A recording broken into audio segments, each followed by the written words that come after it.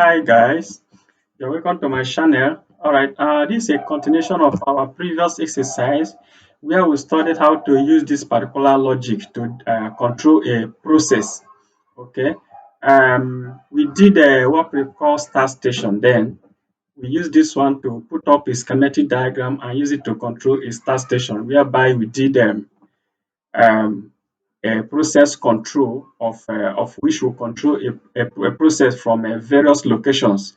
We use the example of we put up a narrative of using three different managers to control equipment. Okay, so this is a continuation of that, but this time let me take away this so that I'll have a space here. Okay, okay, just hold on. Now this time I'm going to walk you through difference between schematic diagram and ladder diagram and their application. Okay. Now, before you understand this logic, you should familiarize yourself with this particular logic gate. All right. A kind of go back to your truth table, like I made mention the previous time. Understand this function, then use this function to create a ladder diagram. Because when you under automatic, automation space require your ability to navigate within this logic first. That is the reason why I always advise students to start automation from control system perspective. You should come from control system perspective because I always advise that before you go into automation career, you must first of all know how to design a process. After designing process, you test it and also energize it. When you are familiarizing yourself with design and the operation sequence of a particular task, in that case, if you go to automation, you will do well because automation requires writing program, writing code using this logic concept. Okay. Okay. Now, for those of you that giving me some making requests that you want to know difference between automation and control. I think I have put in enough clarification about that.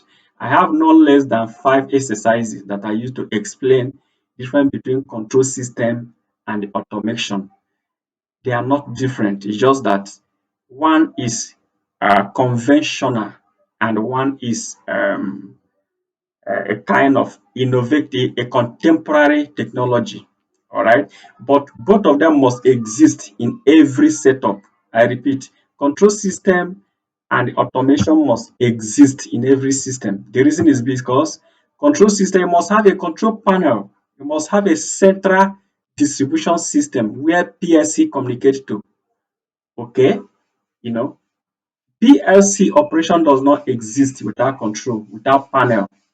Okay. All right. So now let me now relate you difference between schematic diagram and the ladder diagram. In ladder diagram, we design operation sequence of a particular process using PLC. If we want to go to PLC, we use ladder diagram to communicate to PLC because PLC understand only ladder coding, this particular method of diagram. PLC does not understand this. All right. But yeah, I want to give you the concept. Now, watch. What is different between these two diagrams? The supply of this one is on horizontal form and is overhead. Then the negative is horizontal and is downward. Okay. Now, the supply of this ladder is on vertical, right and left. Right and left. The right one is the positive supply. Sorry, the left one is my positive supply, then the right one is my negative supply. Now, for the side of negative, this is where I have my output devices. You're going to align your output devices close to the right hand side because that is where you have your neutral or negative. Then your right hand side is where you will align your input devices. All your input variables should be arranged by your right hand side. Then your output devices should be arranged by your right hand side.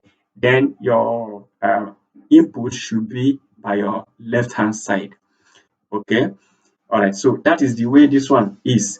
Then if you look at both of them closely, if you understand your electrical craft principle, when I mean electrical craft principle, your ability to understand life and neutral connectivity.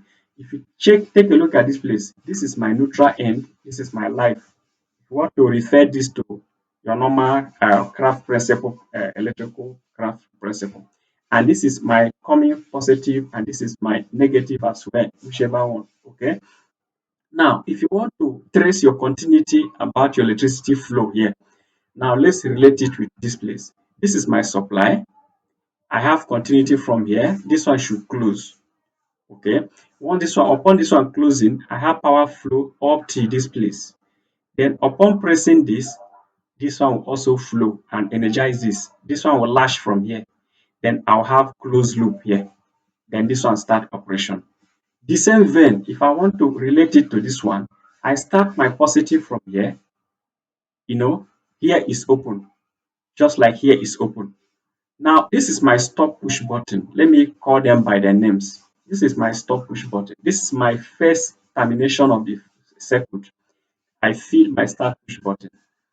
Now here too, minus this, let me take away breaker, a breaker. No, I want to create a means of activating the system. That is why I create open circuit here by inserting breaker. Okay. Now let me assume that I take my power from here, passing my breaker, and it come to stop button. Just like I have a stop button here. Now from stop button, I go to start button. Here too, from stop button, I come to start button. Now from start button, I come to my timer contact to supply my main load. Okay, now from my start button, I also come to timer contact the way I did here. I come to timer contact. From timer contact, I supply my load. The same way here, from my start to come timer contact, from timer contact, I supply my main load. So the same continuity applies here, the same way here. It's just that the symbol change, but the logic operation is the same exactly. The symbol change, stop button, start button, lashing, auxiliary, contact, timer NC, then my main contactor. The same way here, stop button, start button, my timer contact, and my main contactor. And I lash from here. The same way I lash this one to this one. So they are the same thing, but the symbol change. The continuity is still there. The concept of your craft principle connectivity concept is still here. Continuity must be maintained here for you to achieve what you want. Here too, continuity must be maintained. Okay, it's just that this one is in vertical shape, this one is in horizontal shape, but the symbol change, but the narrative and the operational sequence remain the same. Now watch, before I feed my contactor on my schematic, I interface auxiliary contact of my contactor here, so that once this one closes, here will also close to feed my timer. The same thing here. Once this one close, I interface this timer with this contact. So once here close, here will close, timer start counting. That is what is happening here. The same thing exactly. All right. Now, different between this and this that will confuse you a little is this my lamp. Here I don't have lamp. What I have is just timer coil. Just take a look. This software requires that this timer must have a coil. It must feed the coil. So this is the coil. This one is representing the coil. If I don't want this one to be my coil, I will take away, I'll cut off this place and they put a sign of induction supply here, a kind of arrow pointing towards this area. That is to represent this. So I must feed my counter with the auxiliary contact of my main contactor. That is this one. The same way here, I feed my timer here with auxiliary contact of this. All right. So if you understand this, you should be able to understand the flow and the arrangement of this. The same vein, if you understand this one won't be a problem. But I advise you to understand this first before coming to this. The reason is because your ability to understand the sequence operation of this, you can automate a system without writing code. I repeat again, If you understand control system schematic, how to design schematic, without coming into automation space, you can be working with control system and using timer and using other component and the others miniaturized multi-controller microcontrollers to automate a system without coming into automation. The word automatic started from control. The word automated started from control. Then automation becoming the new invented method of controlling a process with a precision and more efficient. So that is the automation. But before the automation, we've been working with automatic system, which is control system. We have also been working with automated system, which is also emanated from control system. All right. We now come to automation. This automation now demand a different system of writing code, not using this because this one requires you using a lot of devices. You use a lot of relay, modular controllers, a lot of sensors, a lot of multiple components must be integrated to this before you have a complex and a gigantic and a lucrative operation of a process. Okay.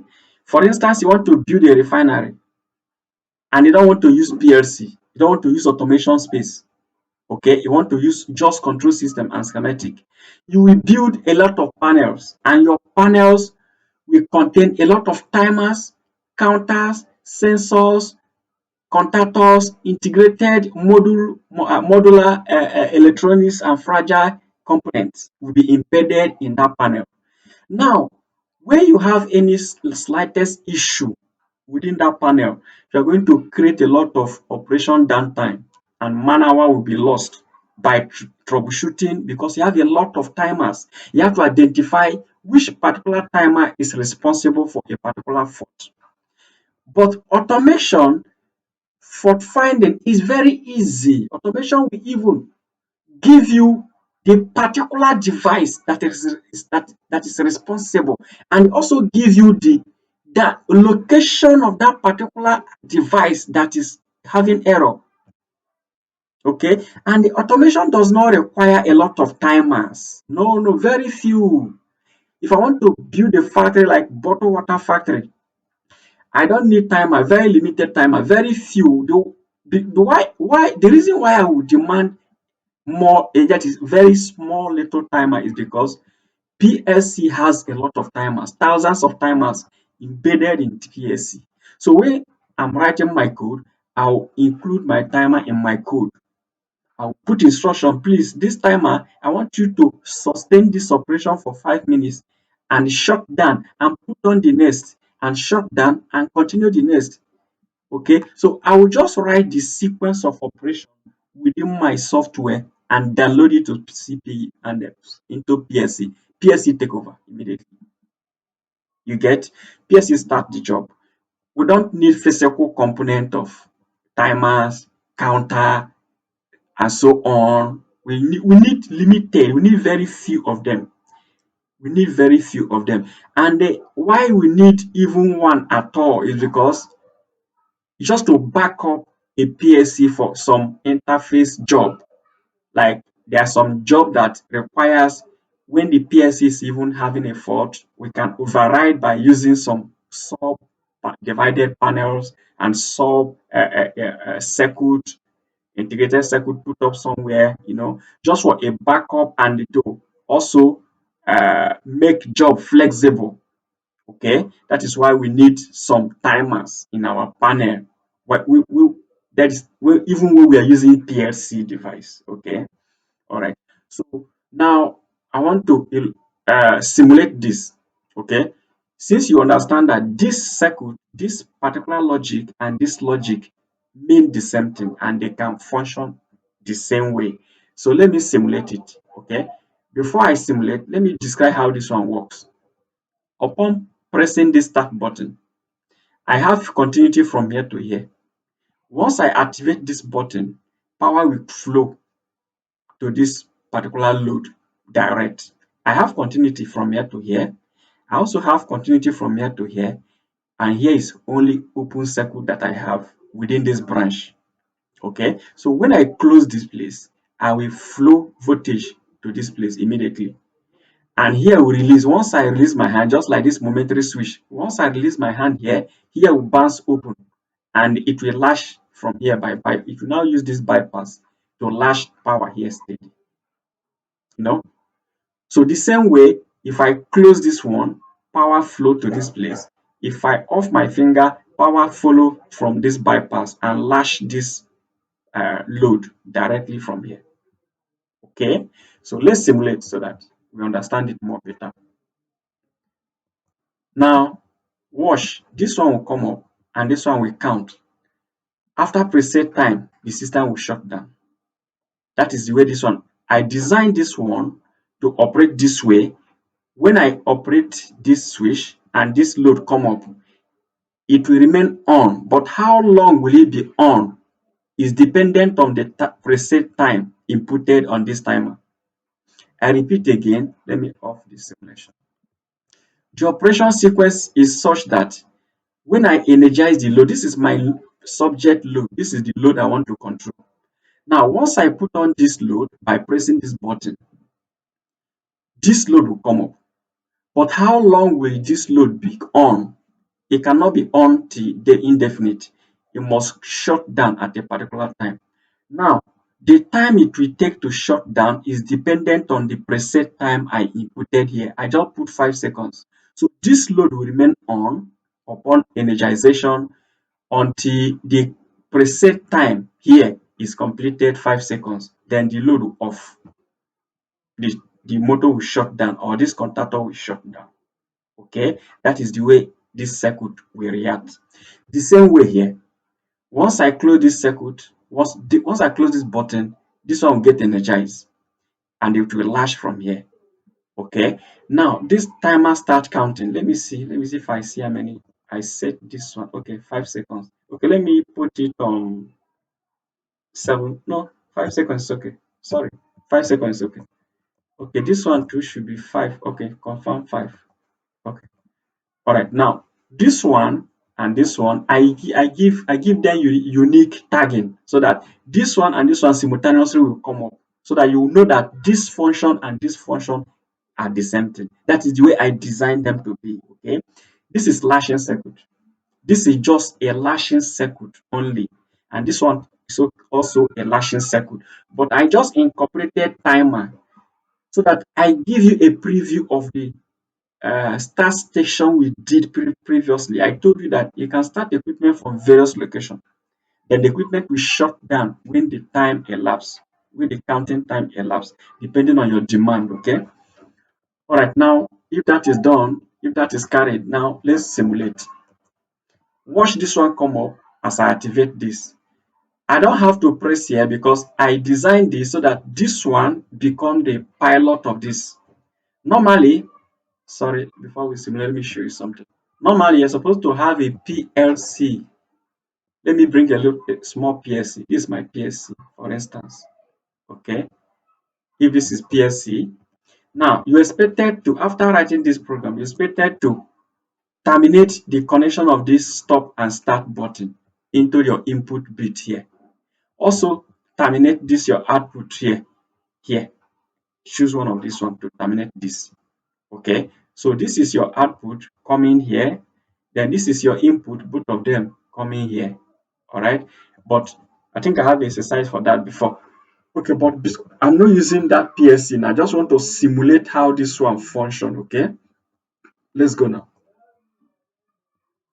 Now watch this one close and watch the counter counting. Also watch this one close and watch this one timing. Okay, I put on the load. This one is timing, this one is on, this one is on, this one is on, this one is counting. The load, okay, sorry, the load shut down. So let me increase again so that I show you briefly. Let's make it 8 seconds. Then this one too, 8 seconds. All right, now let's go. I put on the system. This one is counting. This one is on. The load is on. This one is on. This one is counting. This one is on. The system shut down. All right. So what is the application of this? The application is that you can put on equipment, all right, then equipment can shut down when the time elapses. So many application, numerous. You can use this for numerous project and application. Okay, we have a lot of it. All right, now this is what I have for you today. I expected you to do me a favor by screenshot this as you are watching the video. Use your phone or your system to screenshot this, please, and practice it. All right. Okay. Thank you.